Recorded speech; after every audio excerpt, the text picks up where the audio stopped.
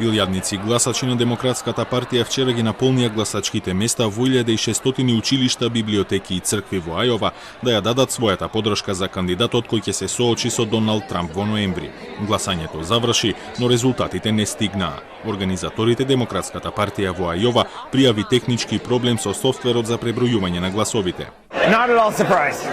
I mean, they're trying a new vendor with new tech. I work in tech. I knew this was coming.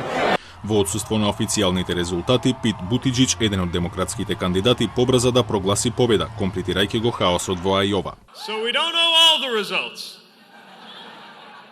But we know by the time it's all said and done, Iowa, you have shocked the nation.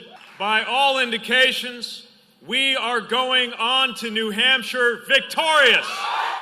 Американските медиуми веднаш побрзаа да го истакнат овој комичен почеток на изборот за демократите и сојузната држава Ајова, која се гордее со својот статус на прва држава од каде почнува изборот и првиот филтер на председателските кандидати. We saw a lot of the campaigns really trying to spin the night in their favor. Pete Buttigieg came out and declared that he was victorious, which was a bit funny considering there were no results to base that on. We had other campaigns that were releasing what they said were their own internal numbers.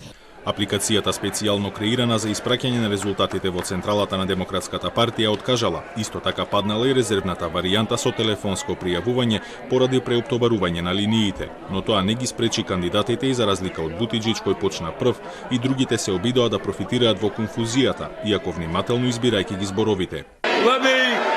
Let me begin by stating that I have a strong feeling that at some point the results will be announced.